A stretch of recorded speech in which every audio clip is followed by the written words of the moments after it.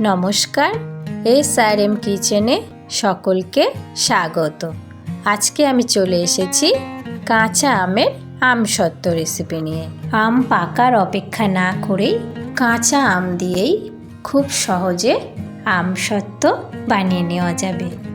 তার জন্যে প্রথমেই দুটি কাঁচা আম নিয়ে নিয়েছি, খোসা ছাড়িয়ে মাঝারি সাইজ করে কেটে নিয়েছি।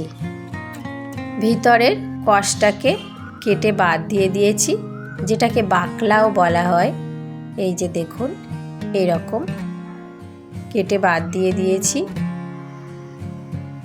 যাতে আমসত্ত্বটা মসৃণ হয়। অল্প একটু জলের মধ্যে আমগুলোকে দিয়ে সিদ্ধ করে নেব।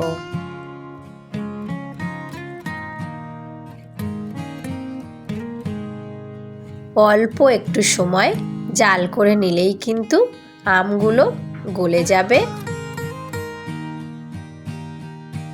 একদমই গলে গিয়েছে। আমের কুচিগুলোকে জল ঝরিয়ে নিয়ে মিক্সার জারের মধ্যে ঘুরিয়ে নেব। খালি কড়াইতে দিয়ে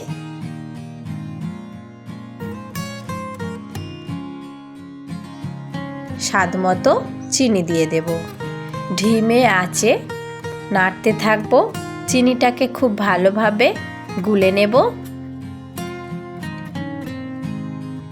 চিনিটা খুব ভালোভাবে গুলে গিয়েছে। ভিডিওটি ভালো লাগলে চ্যানেলটিকে সাবস্ক্রাইব করে পাশে থাকবেন, লাইক, কমেন্ট, শেয়ার করবেন। চাইলে কাঁচা আমের কালার আনার জন্যে 1 থেকে 2 ফোঁটা ফ্রুট কালারও মিশিয়ে নেওয়া যাবে।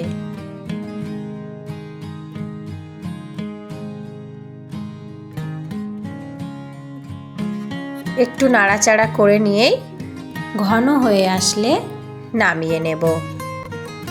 একটি থালার মধ্যে একটু তেল ব্রাশ করে নেব। গরম গরম জাল করে রাখা কাঁচা আমের পেস্টটাকে থালার মধ্যে দিয়ে দেব। থালাটাকে এইভাবে নাড়াতে হবে, তাহলে সমস্ত জায়গায় ছড়িয়ে পড়বে। সমস্ত থালার মধ্যে বিছিয়ে নিয়েছি। এবার শুকিয়ে নেব। একদম শুকিয়ে গিয়েছে। একটি পাতলা ছুরি দিয়ে শুকানো আমসত্ত্বটাকে এইভাবে আস্তে আস্তে তুলে নেব।